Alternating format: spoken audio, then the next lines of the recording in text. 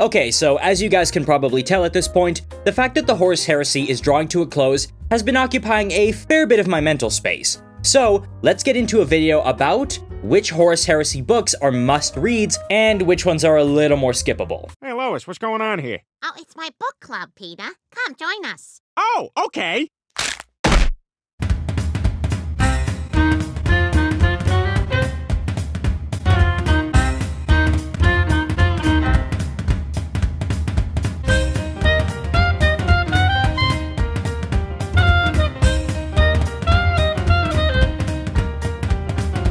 Now, a bit of a heads up beforehand, this is going to be my last video of the year 2023, and as you guys can imagine, this was a big year for me. So I would really appreciate it if you stick around for the personal address I have at the end of this video. And even if you don't, please consider liking and sharing this one, and please subscribe if you have not already done so. So without further ado, let's get into what Horus Heresy books are the most important for you going into The End in the Death Volume 3. Now, I'm going to be listing the books here by release date, so there's not any order of which are more important and which are less important. However, I should also note that throughout this list of important books, there are also some recommendations because my original list was like 27 books long. So I did cut out a few, and as stated, moved others to a sort of recommended position. Because while they're not all great, I think they add enough to the overall story and things you need to know which are related to the Siege of Terra and the End in the Death. And even so, this list is pretty damn long. I also did my best to try to keep any anthology books off the list altogether, with two exceptions, and I think you can probably tell what they are. Like, just knowing me. Okay, no more stalling.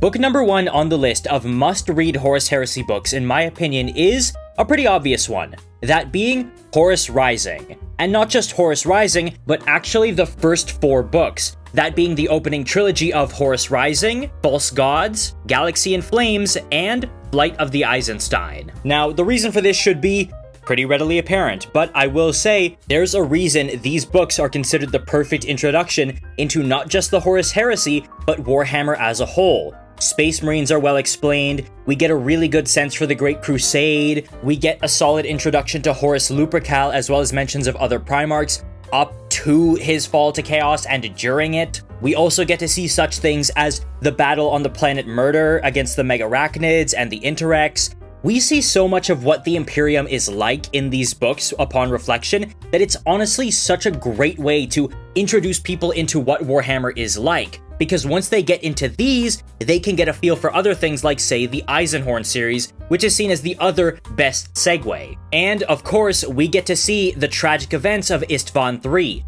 when those loyalists from the traitor legions are betrayed and wiped out aboard the planet's surface. And it introduces us into so many characters that we become heavily attached to. Sol Tarvitz, Tarek Torgadon, Garviel Loken, Nathaniel Garrow. And about Nathaniel Garrow, he is covered in the 4th book, Flight of the Eisenstein, which is a direct sequel to Galaxy in Flames. It carries over perfectly, and is again incredibly important, because we see more of how things are changing in the galaxy. The rise of chaos. We get introduced into the Death Guard, which are very important throughout the Heresy. We meet Nathaniel Garrow, who is a very interesting character that comes up over and over and over again. And I need to stress this, we get Garviel Loken in these first 3 books. And I would actually consider Loken the, aside from the Primarchs, protagonist of the Horus Heresy. He is that important. So as such, anything featuring him is almost automatically on this list. We also get to see in Flight of the Eisenstein characters like Sigismund and his Primarch Rogel Dorn, the other Imperial Fists. We get to see Terra itself. We get an introduction into the birth of the Imperial Cult, which comes up over and over again across the Siege of Terra. These 4 are absolutely required reading. You can contest me on the other books in this, but those 4 are a must-read for anyone with even a passing interest in the Horus Heresy. Next up on the list is actually a recommendation that I have just at this second decided to turn into required reading, and that being book number 5, Fulgrim. And the reason I'm putting this one at book number 5 is because it covers an incredibly important event. That being the events of Istvan V. This was the moment when the heresy reached full tilt, because 4 other traitor legions would declare for Horus's side, thereby rounding out the 9 traitor legions, barring the Thousand Sons, but we'll get to them later. And it also shows the gradual progression of chaos as it corrupts individuals, even Primarchs. We get to see how chaos worms its way into Fulgrim's mind, how he and his legion descends, how things slowly backtread into madness while everyone is not looking. It's very interesting, and some parts of this book are kind of gratuitous and hard to read, but hey, damn if that isn't fitting for the Emperor's Children. So, I think this one is more or less required reading, especially since a Primarch dies in that book.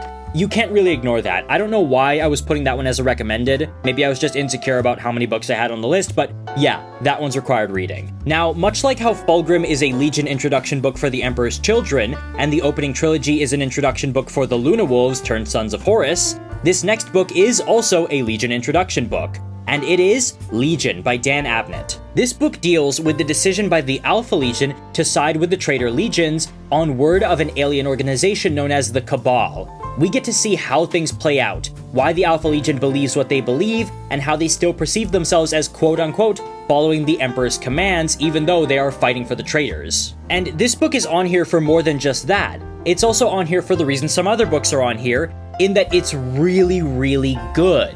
One thing I should have said at the beginning is that it is better to read more of these books than less of them.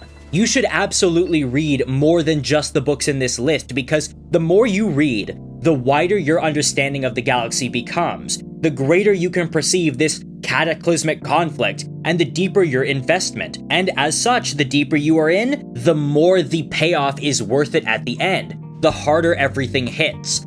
I'm really trying to prep people for what they ought to read for the entire Siege of Terra, because you should read the entire Siege of Terra, but not everything on the list is like vital information. Some of it is just context and background lore that helps to deepen your experience. That's part of the reason why this is on the list, because yes, it is an amazingly written book, and it's so entertaining from start to finish, but it should also be noted the Alpha Legion does have a minor part to play in the End in the Death Volume 1. Maybe they'll get mentioned again in the End in the Death Volume 3, but maybe not. Who knows? Sometimes things just end up going up in smoke, especially in a series like this. But this book also has something that is vital to the plot, that being none other than John fucking Grammaticus, because this annoying little twerp comes up over and over again, especially during the End in the Death Volume 1 and 2.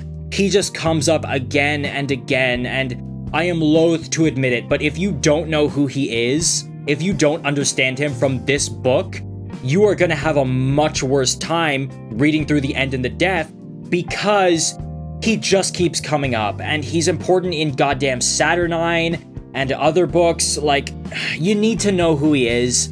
I wish I could say you shouldn't have to care about him, but you'll be doing yourself a favor if you just know. And I actually find it wildly ironic that the worst part of this book is the thing that makes it most vital to the overall reading list. And that is just tragic. And speaking of tragedy, here's another book that is, while not entirely vital, very important to read, because again, it helps give a sense of the tragedy inherent to the Horus Heresy, and just how much was lost in all of this conflict. How things could have been different if things just were a little different. How humanity was on the cusp of something so great, but it just slipped through their fingers. And that book is 1,000 Suns by Graham McNeill. This is the introduction book to the 1,000 Suns Legion, who does very, very little during the Horus Heresy, but is very beloved by the fandom, and as such, it's worth reading, and it's really, really good. We get to see what Psychers are like, we get to see some of the problems the 1,000 Suns face,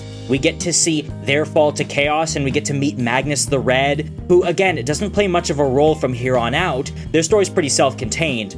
But we also get to see the burning of Prospero, something that really helped kick off the Horus Heresy as it was. This book also introduces us to Azik Araman, who shows up in the End of the Death Volume 2, and might have a role to play in the End of the Death Volume 3, so again, there's something important there. Now, I wouldn't blame you if you skip this one, but I'm just saying it's really good, and I think it adds to the feel and the emotional attachment to the Space Marines and the Imperium that is necessary to really grasp how painful it is to hit the Siege of Terra and the End in the Death. Next up on the list is The First Heretic by Aaron Dembski Bowden, and this one is another Legion introduction book, except this time it's for the Word Bearers and their descent into chaos. Here you see how the Horus Heresy started about 40 years before it actually started, with the burning of Monarchia, Space Marine's first contact with demons, Lorgar's evolving mindset, a proper face-to-face introduction to chaos as it is, and the characters of Argel Tal and Cyrene, the Blessed Lady. Argel Tal does come up in another book called Betrayer, which is also going to be on this list, spoiler, and Cyrene plays a big role later on down the line as the powerful psychic perpetual named Acte during the Siege of Terra. We also get more of great characters like Erebus and Corferon, who I'm big fans of as villains, as well as some POV from the word-bearers of Istvan V, specifically Lorgar's fight against Corvus Corax, one of the few instances where we do see Corvus Corax. Now, while all the books I've been listing are chronological in order of release, this book is the first one chronologically in terms of canon. The events of this one take place a full 40 years before the heresy, so that makes it very important unto itself. And while the word-bearers don't play as much of a role as I would like them to throughout the heresy, I think it's still worth reading this one, especially since Aaron Dembski-Bowden is one of the best authors Black Library has alongside Dan Abnett and Chris Rafe. And when you start getting into books that are almost entirely from the Loyalist perspective, having read a book like The First Heretic really helps show you what exactly they're up against, just how dark and terrifying it is on the other side, and how important it is that they win. Next up on the list is another recommendation, but it is a really strong recommendation for the fact that it shows the state of the galaxy and it helps enrich the setting so much. That being Prospero Burns by Dan Abnett.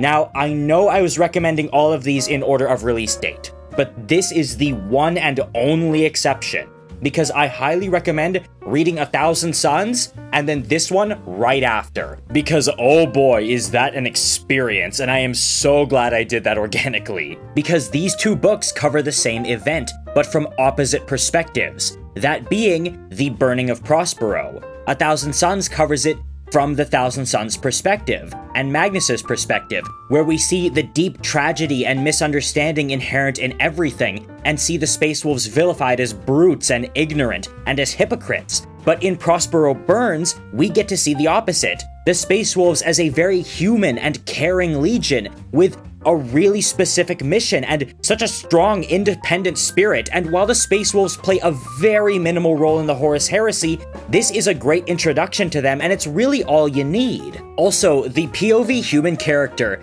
Caspar Anwar Hauser, is really compelling. His story is amazing and also gives good insight into Imperial bureaucracy that we don't see in other books, because half of it, well not half of it, part of it, takes place during the Great Crusade and even the Unification era. This book just really has it all, and it's Dan Abnett at some of his best, alongside Legion. It just barely lost out on being a full member of the list, but was bumped down to recommendation because I felt like I just had too many, and since the Space Wolves aren't that important to the overall Horus Heresy, they did get the axe. However, do not overlook this one if you have the chance, and please read it right after 1,000 Suns, then get to the First Heretic, or First Heretic before 1,000 Suns. Either way. Next up on the list is No Fear, once again by Dan Abnett, and this book is on here for a few reasons. This one covers the Battle of Calth, wherein the Word-Bearers led by Corferon would muster with the Ultramarines at Calth under the pretext of going to war against an Orcish empire. However, it was all a trick, and many Ultramarines would die in the ensuing battle as they were ambushed by demons, Word-Bearers, and everything in between. It's also the book where we meet a character who becomes immensely important and impossible to ignore later on in the Siege of Terra. That being Olanius Pius Persson.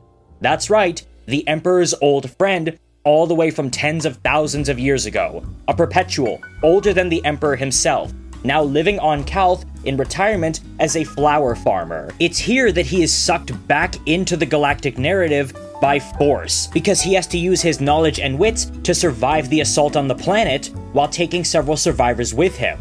Survivors who would follow him all the way to Terra. Now, personal thoughts here, I'm quite mixed on the followers known as the Long Companions. I find them forgettable, I find them not really interesting to read about, but I recognize they're very important to the story by giving all a motivation to actually go to Terra and do something, and an element to help humanize him, and people to bounce off of as he makes his journey to see his old friend and enemy, the Emperor of Man. All himself is a much better character than any of them and John Grammaticus, but he needs them in order to fully flesh himself out, so I'm willing to tolerate them. And again, you need to read this book to fully understand him and to see the beginning of his story, so that when he starts doing big things in The End and the Death Volume 1 and 2, you have context. It's not just him popping up out of nowhere, because he doesn't really show up in many books, or any books actually aside from a few audio dramas, before the Siege of Terra. So yes, this one is absolutely required reading, and again, this along with Legion is one of the best books in the entire Horus Heresy. It is so good. Even the minor characters are incredibly compelling. Even characters with like one paragraph are so much fun. The tech priests are amazing. The Space Marines are so good. The Ultramarines come across so cool and interesting here. Seeing them in action is awesome, and we do not see much of them throughout the Horus Heresy. But this will absolutely make you fall in love with them. Rabute Gilliman is great, even though he, again, is in this very little.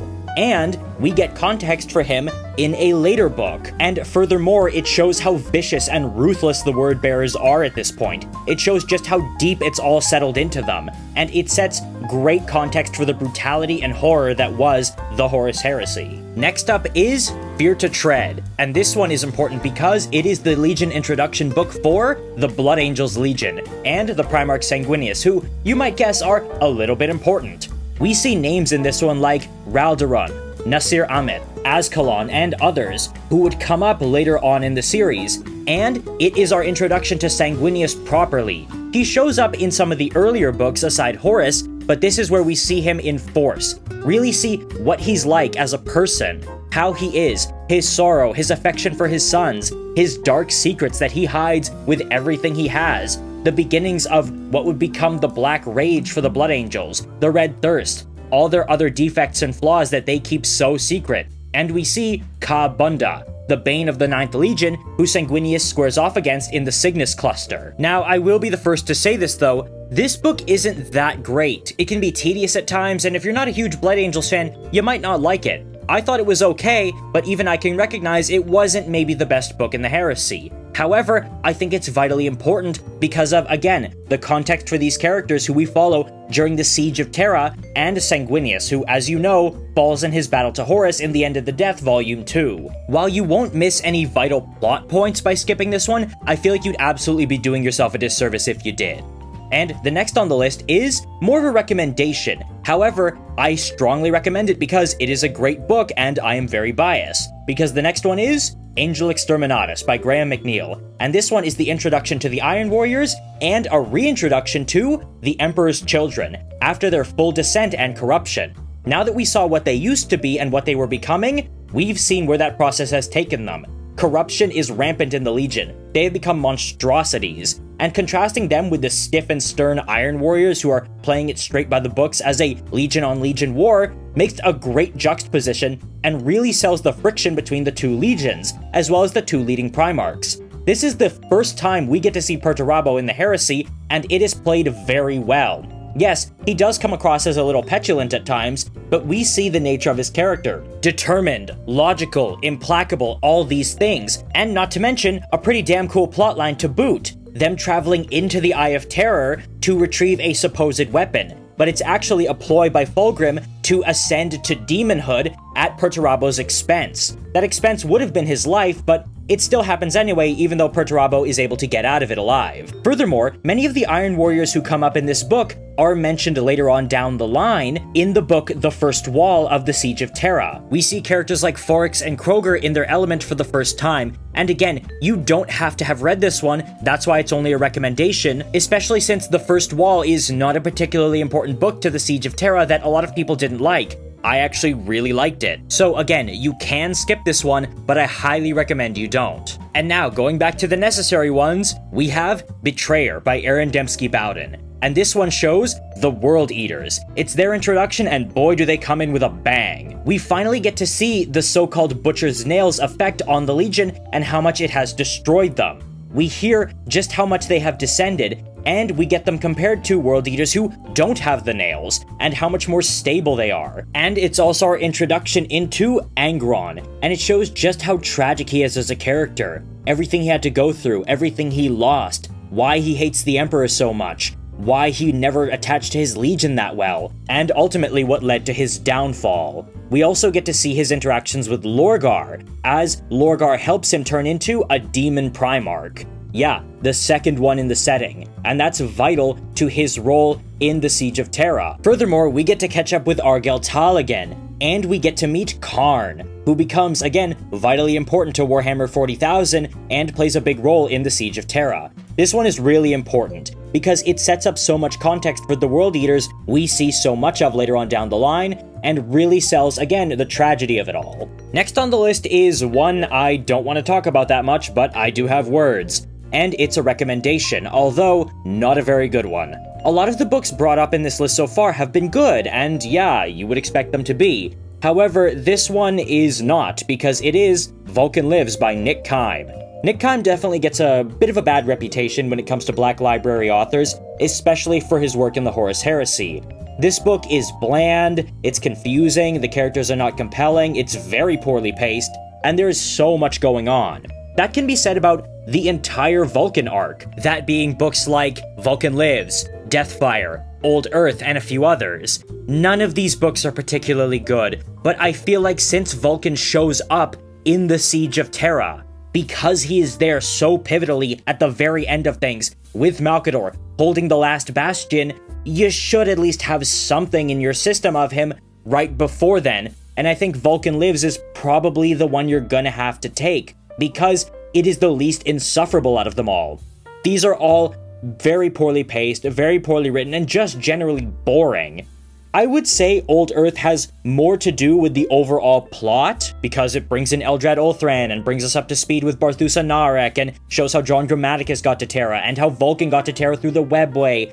But again, that one is just so boring, and the only redeeming quality is the fact that it has the character of Shadrach Medusan, the Iron Hands war leader, but it also kills him off so ignominiously. So, I went with Vulcan Lives because this one covers events such as what happened on Istvan V from Vulcan's perspective, as well as his captivity by the Primarch Conrad Kurz, who tortures him so gruesomely. It is hard to read at times because it is just gross and awful, but it is at least engaging. However, it will switch from the compelling stuff between Kurz and Vulcan to some Marines we just don't care about, and yes, this one does have John Grammaticus in it. So again, poorly paced book, but I feel like it's at least more tolerable because of the Primarch stuff. Like, this book gets you accustomed and used to Vulcan as a character, which is something that can't really be told through lore tidbits, but the stuff in Old Earth can be covered as such. You just need a lore video or to read the Lexiconum to really get brought up to speed with the stuff in Old Earth,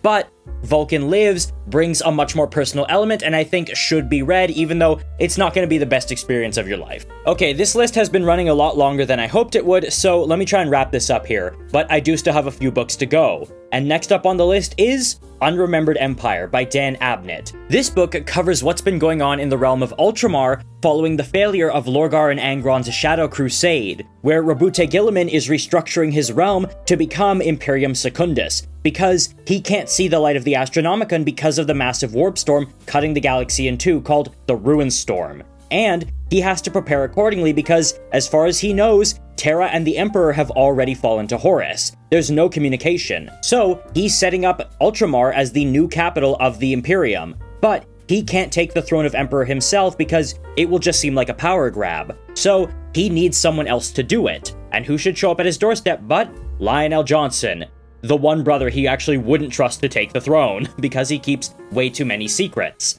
We get to see Lion and Rabute interact, discuss the state of the galaxy, come to blows repeatedly because of their very contrasting natures, and eventually reach an agreement. And the book ends with Sanguinius arriving on the edge of the system, which is actually something we saw back at the very, very end of Fear to Tread, so that's finally come full circle. Now, the reason this book is important is because it helps give a glimpse into where Rabute, the Lion, and Sanguinius were during the latter half of the Horus Heresy, because, as we know, Lion and Rabute are not there at the end. Now, the thing here is that you don't need to know the Imperium Secundus arc all that much, you just need to know that it happened, that being books like Unremembered Empire, Barros, and a few others, because, again, it's not too relevant to what you're gonna read in the Siege of Terra. In fact, it's on the other side of the galaxy. But you should at least have the context for it. However, out of all the books I'm gonna put on the list as must-reads, this is probably the weakest must-read, and almost the closest to being just a recommendation. This is another one of those context books that just sort of serves to flesh out the state of the galaxy at the time and things going on. Now, in terms of writing quality, this falls into that category of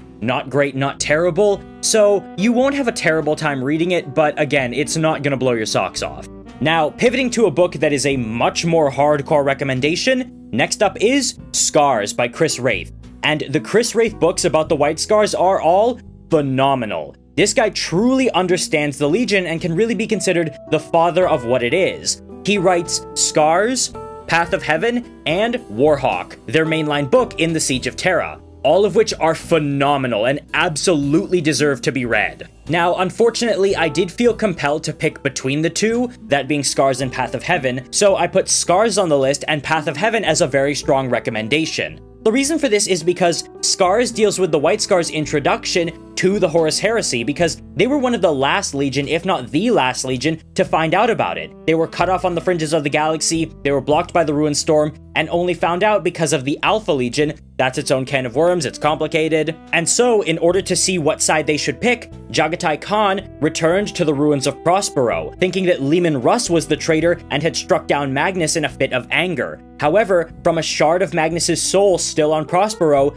he found out the truth of the matter, and made his decision to side with the Loyalists. And here we really get to see the complexities of the White Scars Legion, how they operate in comparison to other legions, how different they are, their spirit, and their very soft and kind humanity, as well as the complexity of Jagatai Khan, all of which is beautifully expanded on in The Path of Heaven. Now, I will say this, you don't have to have read The Path of Heaven, because Chris Wraith is a really good author and structures his books so that you can just read each one individually, you don't have to read them all, and as such, I feel like Scars provides more context and insight into these characters and the Legion itself that is more important going into the Siege of Terra, because the White Scars are one of the legions that holds the line on Terra itself, alongside the Imperial Fists and Blood Angels. So this one occupies a similar space as Fear to Tread, but is a far, far better book. So to reiterate, Scars as a full-blown member of the list, and The Path of Heaven as a very strong recommendation. Now, next up in the list is another Sons of Horus-focused book that I feel is really important because you get to know these characters more in their current forms going into the Siege of Terra, because the Sons of Horus are very important. And that book is Vengeful Spirit, again, by Graham McNeill, an excellent author. Now, Vengeful Spirit deals with Horus Lupercal pushing onto the planet of Molech. And this isn't just any old conquest, it's because Horus feels there's a gap in his memory surrounding this place when he, the Khan, and the Lion visited it with the Emperor a long time ago. And he's right, because this is where the Emperor's font of power is. There is a hole into the warp that he can cross into to gain power the way the Emperor did. And he does, albeit in a bit of a different way. He conquers the planet, enters the warp, and then emerges clearly changed, much more powerful in ways that shock even Mortarion, who is there with him. It's all very lore important going into the Siege of Terra, however, maybe not the most lore necessary.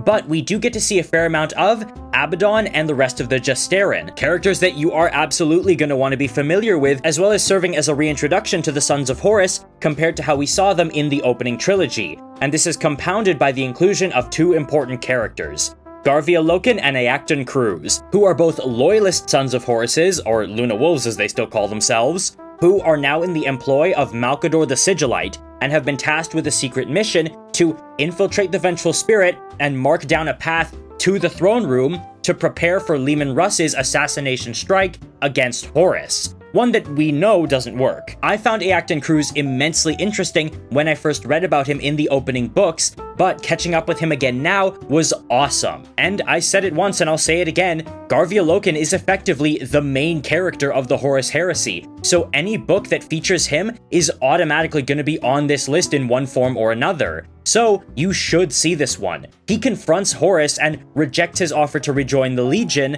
something that is going to come up in The End and the Death Volume 3 as he rides to meet him alongside the Emperor. This is one of the few books I would consider to be part of the quote-unquote main plot of the Horus Heresy, if there can be said to be one. Because everything else is going on in the periphery and definitely adds to it, but this is one of those rare books that follows the direct through line from Istvan to Terra. Now, I should note, I kind of messed with the chronology here because Vengeful Spirit comes after Scars but before the Path of Heaven, but I just felt like it might be easier to mention Scars and Path of Heaven in the same breath. So, getting back on track here, remember when I said that there are almost no anthologies on this list? This is one of those rare exceptions, because the next one in the list is The Silent War. This one is a pure anthology detailing the actions of Malcador's Knights Errant, that being Space Marines who are not connected to their previous legions one way or another, and now wear gray unadorned armor that is only distinguished by a stylized eye, the symbol of Malcador,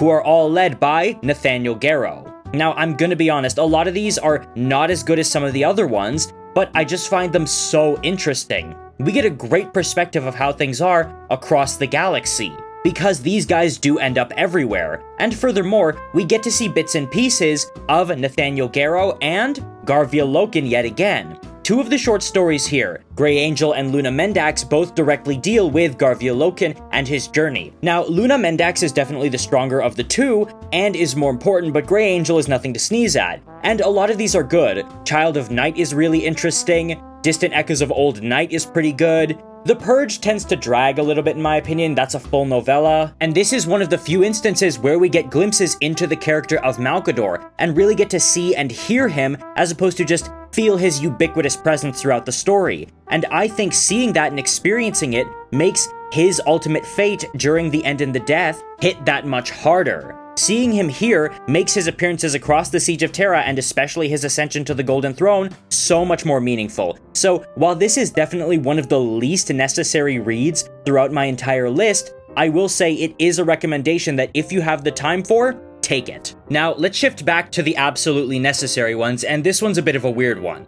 The next on the list is Angels of Caliban, and full disclosure, this is the only book on this list that I haven't read, but I'm still gonna put it on for one simple reason: the involvement of the Dark Angels in the later stages of the Siege of Terra and The End and the Death. You see, the very last line of the book Saturnine introduces the Dark Angels, led by Corswain, as a small contingent on the planet who go about guarding the Astronomicon and basically fighting their own private war. It's its own self-contained B-plot. However, it's one I regret I actually don't have any context for. So whenever those parts of the book come up, I'm basically just waiting for them to end while trying my best to absorb what I can. It involves a few Dark Angels who are working with Corswain, who are secretly loyal to Luther and want to turn him, and Corswain doing his best to hold the Astronomicon against continuous raids by the Death Guard led by Typhus, and there seems to be some sort of history there. So, similar to Vulcan Lives, I would say you need at least one Dark Angels book under your belt for the Siege of Terra. And I'd say that it actually applies more here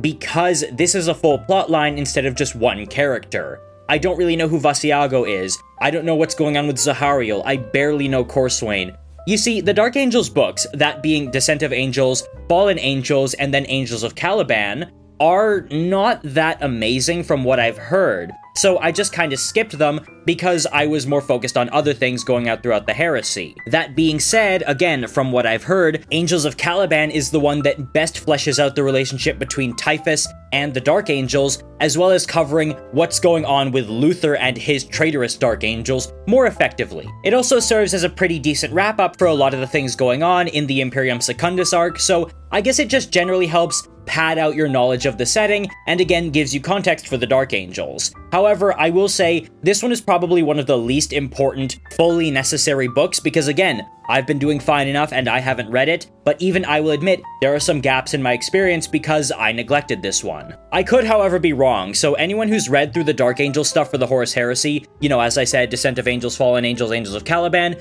let me know which of those is probably the best or most pertinent to listen to, and let me know if I'm actually right about Angels of Caliban or if I'm completely wrong. Next on the list is Praetorian of Dorn by John French, and this one is on here because it's another Legion introduction book.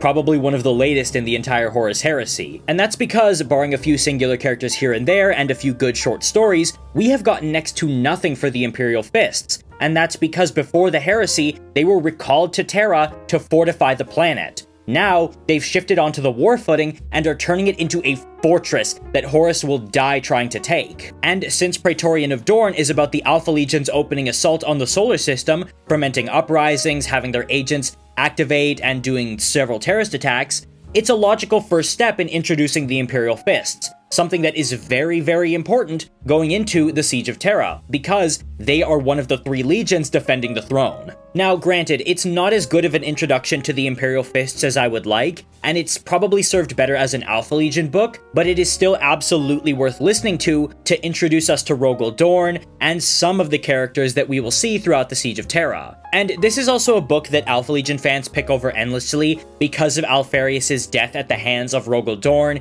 and what he was saying at the time.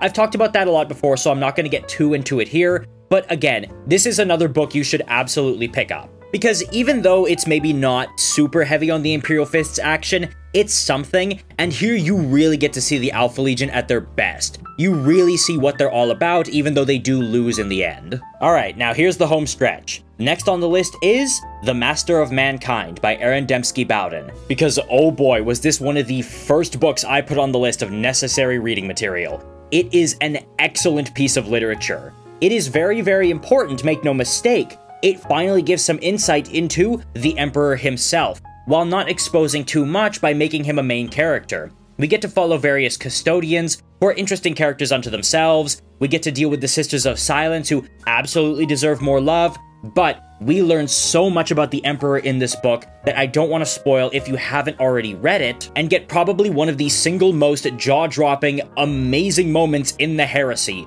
that being when the Emperor himself takes to the field of battle for the first time. And that aside, we also get to see things such as his motivations, some flashbacks to his past, just these little tidbits that are drip-fed to us, which are absolutely amazing. And furthermore, we also get introduced to characters like Arkan Land and Zephon the Blood Angel, characters who will come up over and over again during the Siege of Terra, but especially in the book Echoes of Eternity, also by Aaron Dembski-Bowden.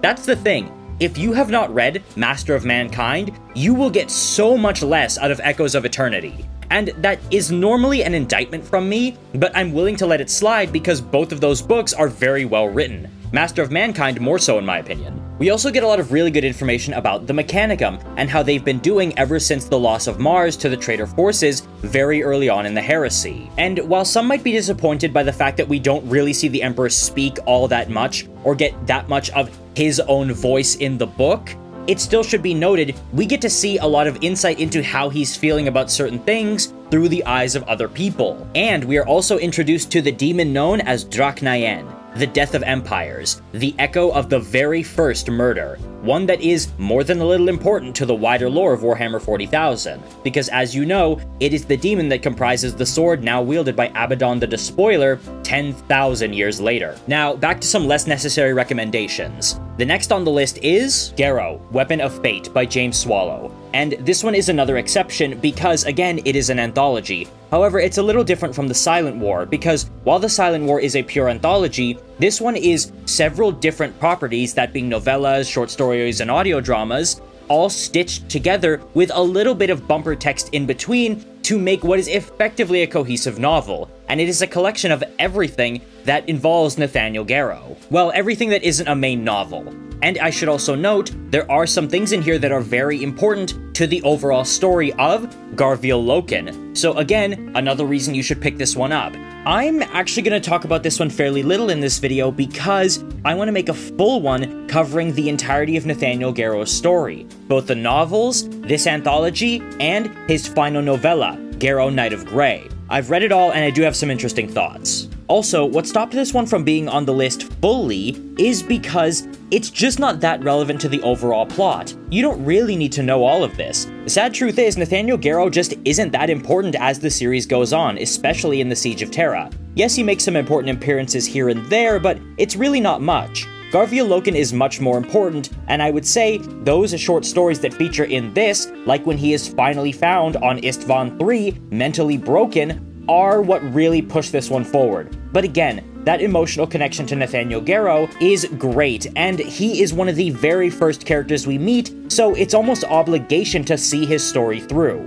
Next up on the list is another recommendation, that being Slaves to Darkness. And this one is, as I said, not that important. If anything, it's more like a continuation of Vengeful Spirit, so if you really liked that one, I would recommend going for this one, because it follows the sons of Horus, now further on down their path to ruin, as they prepare themselves for the final push on Terra, as well as the gathering of all the traitor Primarchs who've effectively become scattered around the galaxy on the planet of Olenor, something very symbolic as that was where the Emperor declared his departure from the Great Crusade after their biggest victory against the Orcs. Now, Arbiter Ian, in his video talking about all the books in the Horus Heresy, described this as one of those where people are just being moved into place for the big push. However, I do think it is really interesting because we get to see Lorgar's attempt, operative word being attempt, to usurp Horus as the leader of the rebellion by trying to force Fulgrim onto his side by learning his true name. That does not work out as you imagine.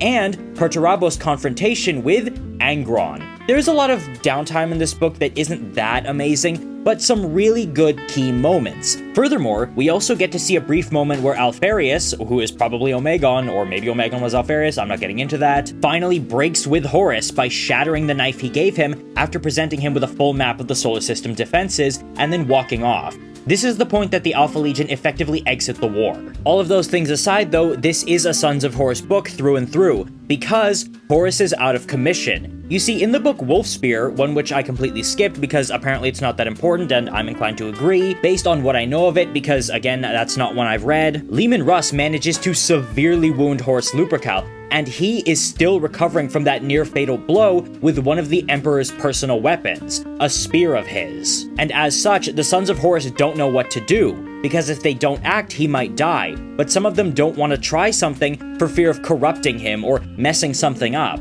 They've been in this situation before, and by God was that a mess the first time, back on Davin. So we actually see factions are starting to form in the Sons of Horus, and the faction led by Malachurst the Twisted, Horus's equerry, comes through, and Malachurst gives his life in order to bring Horus back to the land of the living. Again, it's good stuff, and we get to see more of the characters who are really important later on, like Abaddon, and Horus Aximand, and Falcus Kyber, and the others. And now, the very last Horus Heresy book on the list that you really need to read. And this one is, again, another necessity. And it is The Buried Dagger, again by James Swallow. You see, The Buried Dagger is a Death Guard book, and covers their final fall to chaos, because they were not yet the Plague Marines that we know and love today. They were still holding on, even though it was very clear Nurgle's grip was beginning to slowly reach around the Legion. We also see Mortarion's personal descent into hypocrisy as he begins experimenting with the Warp and cutting deals with demonic entities for the betterment of his Legion, quote-unquote. And it all comes to a head when they end up becalmed in the Warp and set with a plague that begins killing them off slowly, that they can do nothing to stop and is causing them to scream in agony. This is the moment where Mortarion finally gives himself and his Legion over to Nurgle. We also get to see the entirety of Mortarion's past, more or less. We get to see his journey as a pawn of his adopted tyrant foster father, to him living amongst the humans on his planet of Barbarous, him fighting for them, him eventually conquering most of the planet under his banner of liberation, and then his eventual failure to slay his foster father only for the Emperor to step in and save him. We see the roots of Mortarion's bitterness to the Emperor, so even though I don't care for Mortarion that much out of all the Primarchs, those who are big fans of his really need to read this book, because even I can admit, it's pretty good. And we get to see a lot more of Typhon, now called Typhus, and again, a lot of people are fans of his, so it's really important considering the stuff he gets up to during the Siege of Terra. Now, that's all well and good, but what really lands this book a spot on the list that was already overcrowded is the fact that it contains the final bits of both Nathaniel Garrow's and Garvio Loken's stories, as well as capping off the storylines for the Knights Errant. We get to see and hear from them, see as their final preparations are made and they cap off the last of their work before the siege finally reaches the solar system. And the last lines of the book are them looking up and seeing flashes in the sky, knowing that somewhere the traitors have reached the Sol system. And yeah, that is the entire list. So going over from start to finish, necessary books are Horus Rising, False Gods, Galaxy in Flames, Flight of the Eisenstein, Fulgrim, Legion, 1,000 Suns, The First Heretic, Know No Fear, Betrayer, Unremembered Empire, Scars, Vengeful Spirit, Angels of Caliban, Praetorian of Dorne, The Master of Mankind, and The Buried Dagger, with strong recommendations going to Prospero Burns, Fear to Tread, Angel Exterminatus, Vulcan Lives, The Path of Heaven, The Silent War, Garrow Weapon of Fate, and Slaves to Darkness. Now, while I will note I have read every single book on this list, barring Angels of Caliban,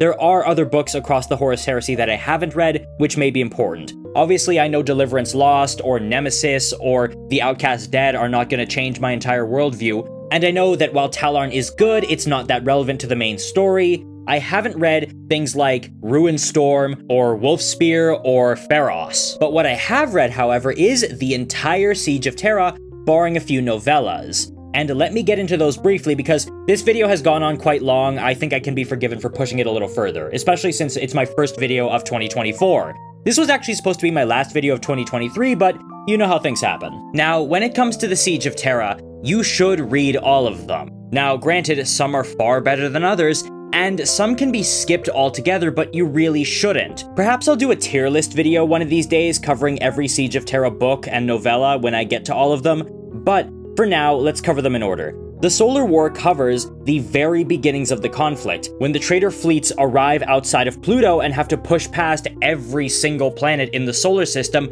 which have been fortified as bastions unto themselves to get to Terra's space to start with. Honestly, I don't remember this one all that much. I read it quite a while ago, so I think I might actually need to re-listen to it, or at the very least skim through it, because here's the thing. This one was really annoying to listen to on audiobook, specifically because of the character of Samus and the way Jonathan Keeble voices him. Again, subscribe if you want the full rant video of me really digging into these books. However, this one does have some really awesome moments, like when we see some Sons of Horus who are not the original ones, but are in fact some that were just rushed through the production line to fill the numerical gaps, unleashed on the moons of Pluto and having to fight their way through. It sets the tone for the whole Siege of Terra very well, and we also get a fight between Abaddon and Jubal Khan of the White Scars. Furthermore, a lot of action with Rogel Dorn. He gets to be a badass in this book, although I should state it's him fighting Samus, which really does bring the whole thing down quite a bit. But let's move on to The Lost and the Damned, and I actually really loved this one, because it covers, over various places, a lot of the human soldiers getting involved in the very opening of the Siege of Terra.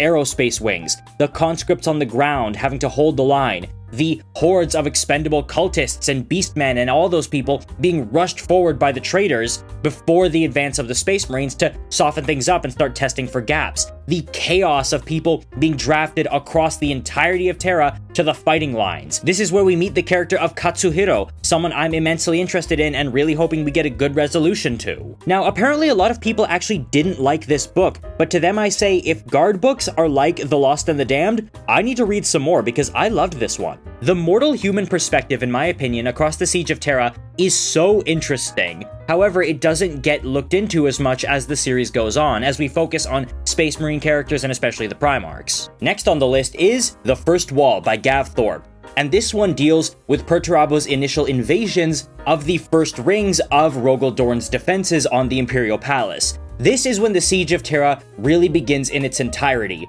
Most of the human fodder has already been used up, now the Space Marines are pushing in force, and the charge is led by the Iron Warriors. We get to see a lot of them in this book, and a lot from the Imperial Fist side. So if you're a fan of the Imperial Fists, this is probably the book you've been waiting for. And as an Iron Warriors fan, I actually quite liked this one, which is apparently a controversial take. Most people tended to apparently not like this one very much because the action flows between Iron Warriors and Imperial Fists back to a group of conscripts being shipped to the front lines via train who come from Africa. We follow their journey through bits and pieces as they form into a new regiment and talk amongst themselves. I find it makes for some interesting downtime, and again, I'm really interested in the human perspective of things. And to reiterate, I am just a big Iron Warriors fan. Also, it should be noted, next on the list is Sons of the Selenar, and this is the first novella in the Siege of Terra series. It's not one I've read, but it's not particularly important, and deals with the crew of the Sisypheum, which was a ship of Shattered Legion's troops that had been making their way throughout the galaxy, and appeared in Angel Exterminatus, and a short story called The Seventh Serpent, where they fought the Alpha Legion. It's not that important, but some of the characters like Nikona Sharokin or Raven Guard are pretty cool. So while this one I know has no bearing on the main story, I don't know if I know enough of it to give it a possible recommendation or say you can pass it. I myself haven't read it. Next on the list is Saturnine by Dan Abnett, and oh boy, is this a book and a half.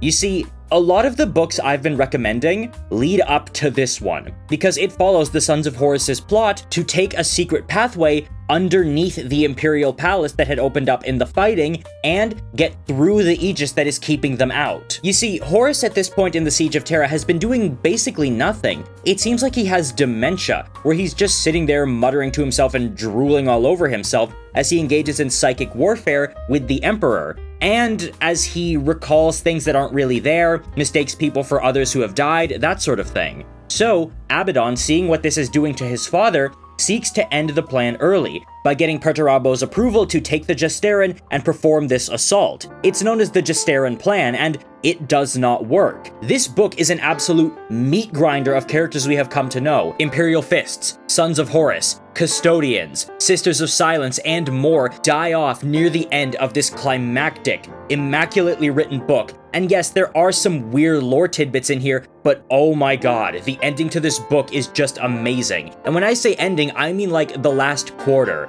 It is great, and one you must read. Next one on the list is The Fury of Magnus. And for this one, I think you might need to have read The Crimson King. I say I think because, again, I haven't read this one. However, The Crimson King deals with the shattering of Magnus's soul, in that Ahriman and other Thousand Sons need to go and find the pieces to reconstitute their Primarch. It's what really brings them back into the narrative, but it is very much its own self-contained storyline, so it's not as important as A Thousand Sons. What happens here is that Magnus can sense that a shard of his soul is somewhere in the Imperial Palace, so he infiltrates it to get part of himself back. And while there, he actually speaks to the Emperor, who offers him, apparently, a place back at his side. However, Magnus wants his legion saved as well, but the Emperor says that can't happen, just abandon your legion, I'll give you a new one. Something that Magnus flatly refuses. Now, I should note, it is a lot more complicated than that, and this book also very heavily features the character of Olivia Surek,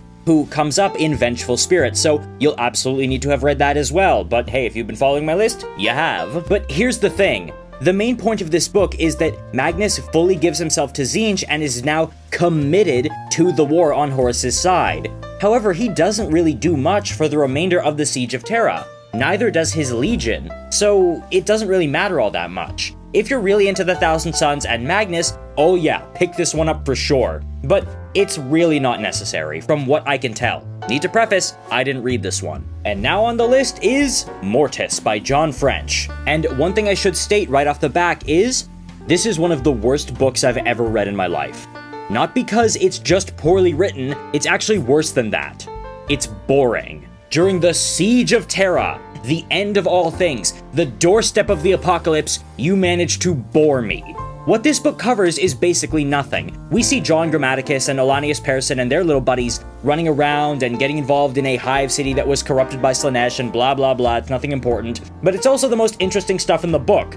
When John Grammaticus is the most interesting thing in the book, you have done something catastrophically wrong. Because everything else in the book deals with Titan counteroffensives pushing back against the traitor legions coming towards the wall, going back and forth, rallying and regrouping, things like that, as well as a few minor bits and pieces of whatever here and there. It is nothing going on in this book. And this is the only book I almost skipped. In fact, I actually did skip it. I couldn't finish this one, so I just went ahead to Warhawk. and then to Echoes of Eternity. And then I was waiting for the End of the Death Volume 1, and I thought, you know what?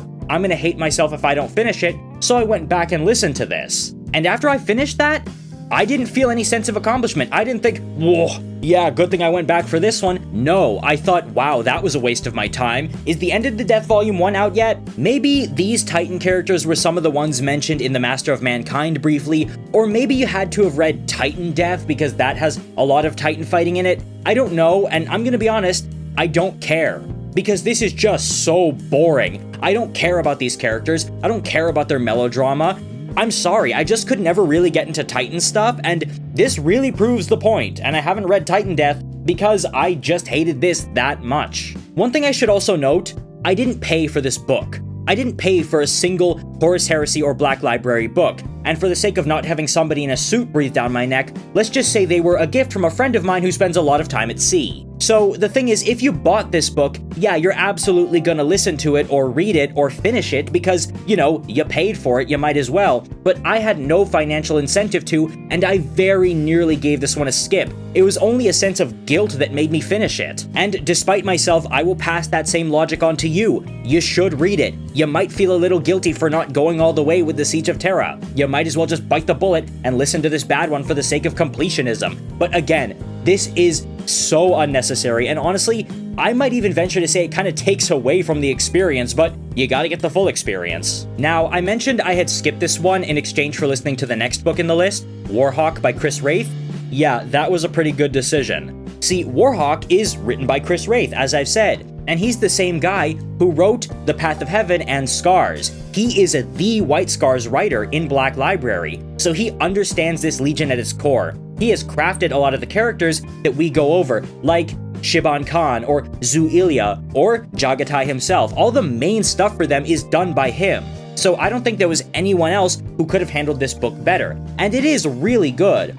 I'll admit, a lot of people might find it kind of boring if they're not big into the White Scars like I am. But I will say this, the final fight between Mortarion and Jagatai Khan is great, although it doesn't end amazingly. And it is worth your time because Jagatai Khan goes down and Mortarion is removed from the fight. All in all, really solid book. I liked it. And keeping up with the trend, next on the list is Echoes of Eternity by Aaron Dembski-Bowden. I briefly mentioned this one earlier, so let me talk more about it in detail. This book covers the war situation as the Loyalists continue to fall back and back, all the way to the Eternity Gate, which guards the entrance to the Sanctum Imperialis, the very last portion of the Imperial Palace, which still remains in Loyalist hands, and it also contains the throne room of the Emperor himself.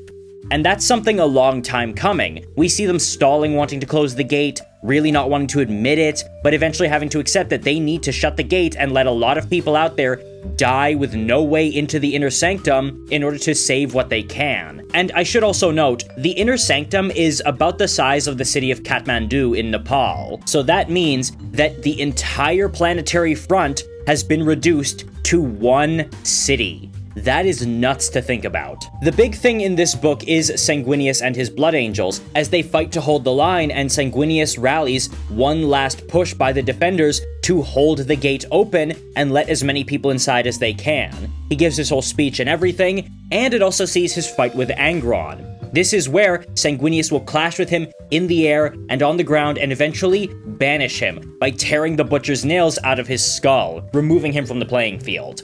It also sees the removal of Magnus, wherein Vulcan travels into the Webway Gate and confronts him, eventually defeating him. And this is where the fury of Magnus comes in, because Magnus says, "Oh, Vulcan, you were there when I confronted the Emperor, and he told me to abandon my sons in order for him to save me." Vulcan says, "No, Magnus, you are so deluded and deceived by the powers that you claim to not serve that you don't even know what truly happened. What happened was, you fell to your knees and begged Father to save you, but Father said no." Yeah, that one line right there is really the sum total of plot relevance that the Fury of Magnus seems to have on the Siege of Terra, so I'm not really sure if you need to read that one. However, Echoes of Eternity is a mainline book and you ought to read it because, again, it's really good. Also, as I mentioned earlier, this book ties in very closely to The Master of Mankind, which is also by Aaron Dembski Bowden. It talks about the character of Zephon and Arkan Land and a few others who you just won't have context for if you didn't read The Master of Mankind. But as I stated previously, that's a necessary book, so I'm willing to give that a pass. Next on the list is another novella, this one being Garrow, Knight of Grey. And this one is not particularly plot relevant, but it is the only of the 3 novellas that I have read. However, I should note, again, I'm not going to talk in too much detail about it because I want to make a full Nathaniel Garrow video. What I will say though is, one problem I had with this book was the fact that it just didn't feel that important. Yeah, it has Euphrates Keeler in it and explains some stuff with her, but it really feels like an afterthought. If anything, this book just kind of feels like it was meant to write Garrow out of the story and put a cap on his entire arc by James Swallow himself. Remember, James Swallow wrote literally everything about Garrow, and this is no exception. So while it is cool that Swallow got to make that whole thing come full circle, it just wasn't amazingly written, and I have some serious criticisms about how Garrow's narrative arc was handled, even though I love the character. The long short of it, though, is that this is where Garrow meets Euphrates Keeler, who is helping rally troops that are still on the line before the closing of the Sanctum Imperialis and the Eternity Gate. And it's here that he and another Death Guard, now turned Agent of Malkador, convince her to take whatever loyalists she has still with her and go back to the Inner Sanctum. Don't just sell your life standing here, go back, go further, and keep doing what you're doing. But they notice that Mortarion and the Death Guard are advancing on the position, because they can sense Euphrates Keeler and want to capture her for their own ends. So Garrow rides out to meet Mortarion in single combat, finally confronting his wayward Genesire in order to buy Keeler the time she needs to escape.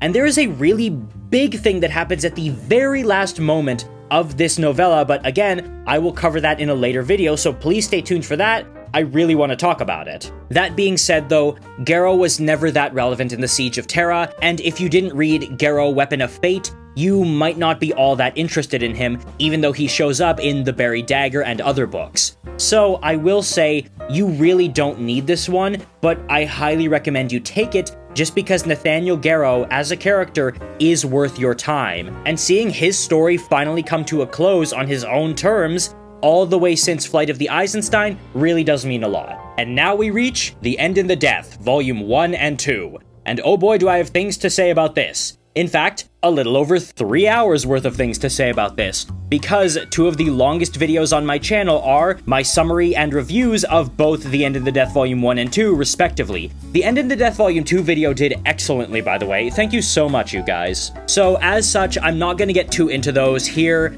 I'm already running really hot as it is on the time, so let me just give a quick rundown. The End in the Death Volume 1 takes place right before Horus finally begins his gambit to lure the Emperor out of the Imperial Palace and onto his ship. He does this by lowering the shields to entice the Emperor on board, while having simultaneously kept up a veneer of madness throughout the entirety of the Siege of Terra, lulling the Emperor into a false sense of security, into thinking that Horus has completely lost his mind.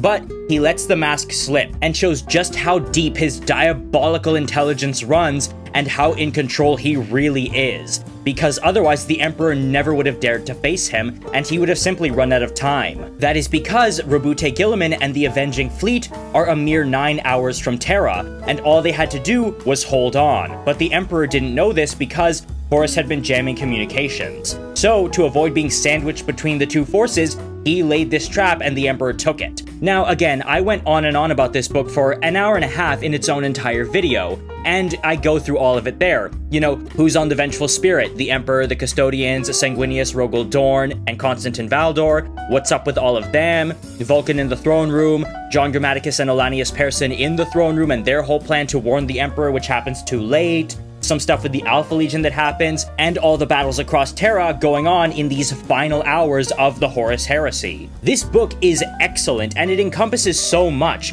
It's very well written, very well paced, really puts forward that tone of complete chaos going on, and the absolute end of the world. We get to slowly be drip-fed pieces of the characters we've come to know and love throughout the Siege of Terra, and see their stories, see where things are going for them. However, this is all sort of let down in the book right after it, The End of the Death Volume 2, which covers a lot but says very, very little. You see, the previous book actually introduced a plotline called The Dark King, where it's revealed Horus is becoming the fifth god of chaos. However, there is a switcheroo, and in this book, it is shown that, oh, it's actually the Emperor who's becoming the Dark King, and he needs to let go of that power and face Horus normally. And furthermore, Sanguinius finally has his fated confrontation with his erstwhile brother, only to die fighting. And he also meets the ghost of Ferrus Manus on the way there. The book, The End in the Death Volume 2, as stated in my, again, hour-and-a-half long video, is really a middle book, because Black Library has a problem that I call middle book syndrome, wherein the second book in a series, usually a trilogy,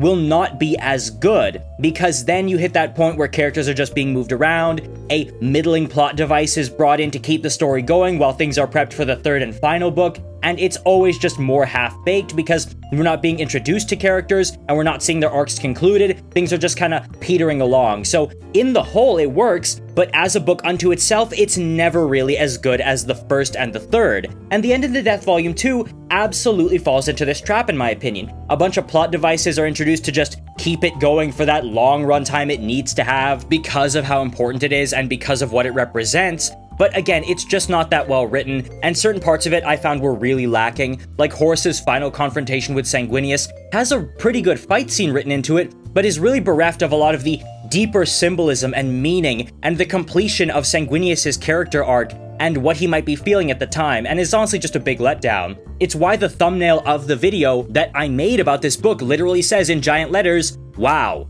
it sucked." And that's also because the human element is, again, very much lacking in this book. It was a little better in The End of the Death Volume 1, but it wasn't really that prevalent there either. But I'm willing to forgive that for both of these books, considering the fact that there's so much happening and there just isn't that much time to spare talking about, you know, humans who are just there, even if it's the ones that we've come to really care about, like Euphrates Keeler or Zu Ilia or Katsuhiro if you're me. That being said, this one obviously is a recommendation because what are you gonna do? Are you gonna skip Volume 2? No, you're not gonna do that. So yeah, to accompany the list of Horus Heresy books, that's what you should read for the Siege of Terra. Literally all of it, except barring a few of the novellas. Now, that all being said, it's time for the personal address. This is my first full-length video of 2024. As previously stated though, this was meant to be my last video of 2023, but you know how things happen, and this one went long. And I just wanted to take this time to thank you guys so much, because by the time of recording this video, I am at 50,000 subscribers. I haven't hit it yet as I say these words, but it's pretty clear I'm going to hit it before this video goes up. And I could not be more grateful to you guys for getting me this far.